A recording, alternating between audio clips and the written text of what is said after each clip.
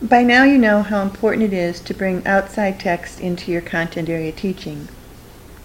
There's a wonderful quote from Harvey Daniels about writing, but it also pertains to reading. And the quote goes, "The writing curriculum experienced by many American students as they go up through the grades is essentially story, story, story, story, story, story, term paper." This can be very much applied to the reading curriculum. Students are introduced to narrative text, to stories. They go up to about third grade. Nowadays it's even sooner. And all of a sudden they're hit with textbooks and they need to read for information. And they need to read to pass tests. And this is a different kind of reading in a different kind of text structure. And that's what we're going to explore in this brief PowerPoint. I want to go back to something we talked about earlier on one slide, and that's the concept of genre, just to make sure everyone has this term in their heads. Genre is a division of a particular form of art according to criteria particular to that form. In all art forms, genre are vague categories with no fixed boundaries. Genres are formed by sets of conventions, and many works cross into multiple genres by way of borrowing and recombining these conventions. And you may recognize the pieces here from another slide, and that was just to think about what is the genre that's used in the different, what are the genres that are used in the different content areas. Now, that's a complicated definition for genre, but you've certainly been exposed to lots of different genres. Here are some examples of genre. There are hundreds: essays, poetry, biography, a lesson plan, a greeting card, a personal letter, a business letter, instructions, websites, news stories, short stories, outdoor sports magazine stories, ghost stories, myths, tall tales, fairy tales, and folk tales. Even though those are all on one line, each one of them is their own genre. In other words, each one has its own conventions that makes it recognizable as that form. And the purpose of all this is going back and thinking about text structure.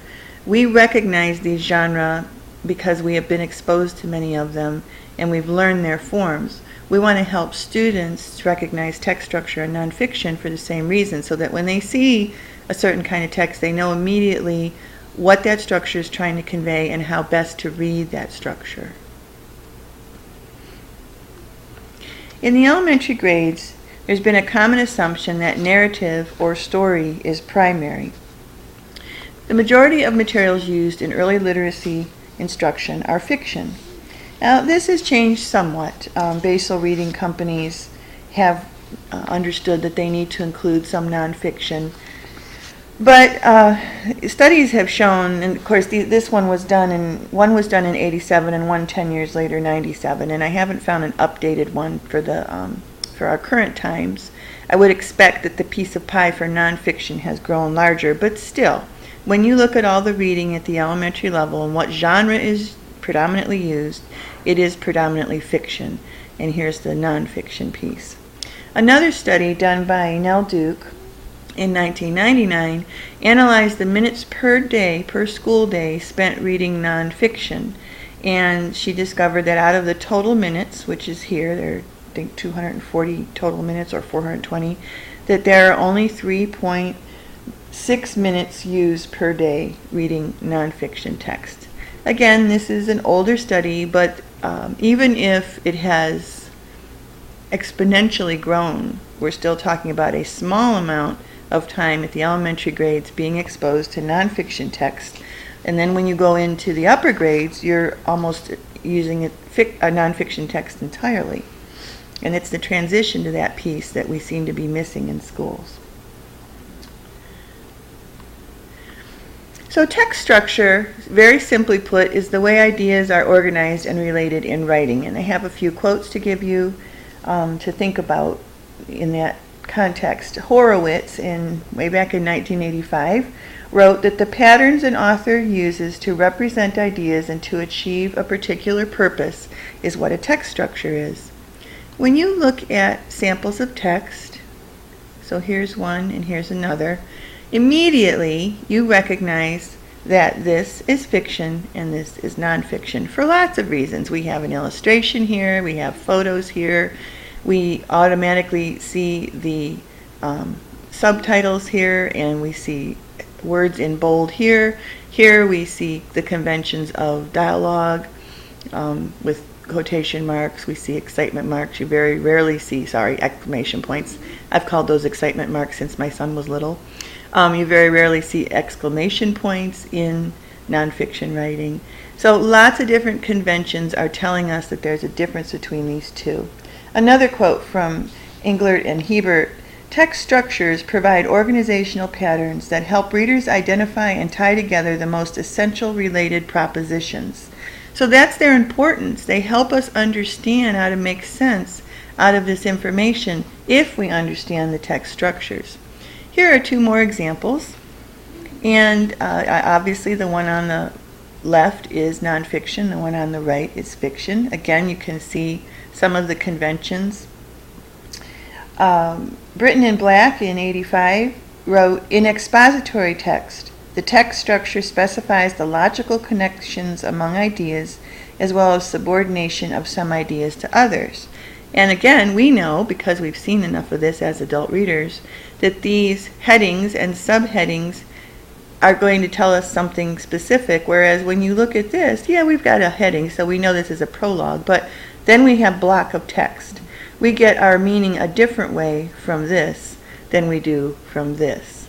And we need to prepare children to receive information, to get information from text based on those structures. This is a slide you're going to see again in the next section, and it's sequential, 3 sequential pieces of information that you need to keep in mind. So the first thing to keep in mind is that all writing has a purpose, and an author uses text structure to organize the words in a way that will best accomplish that purpose. We cannot assume that our students know that all writing has a purpose. Many of them who have been simply taught to word call and have not done well with comprehension believe that the purpose of reading is to call out the words and hopefully understand some of what they're reading, but not necessarily. So we need to help kids understand that all writing has a purpose, and an author is using a special structure to convey that. When you get a greeting card in the mail, you don't expect it to be the size of a novel. It's going to have a short little phrase in it that says something happy or get well soon or happy birthday. And it doesn't go on then and have a novel in there. It doesn't have paragraphs of text. It rarely even has a sentence in it. And yet, when you get a novel, you would not expect it to look like a greeting card. And that's where text structure and genre come in. Effective writers use several recognizable organizational structures in their writing to help readers understand what's being read. And these two concepts are basically the same. So they're using organizational structures intentionally to help us understand what's being read. Well, we're not going to understand what's being read if we don't know what those organizational structures are and how to use them when we read the text. And that's where readers come in. Effective readers recognize and process understanding through these structures. In the next section, we're going to examine some specific text structures that come up commonly in nonfiction and do a little practice identifying those on our own.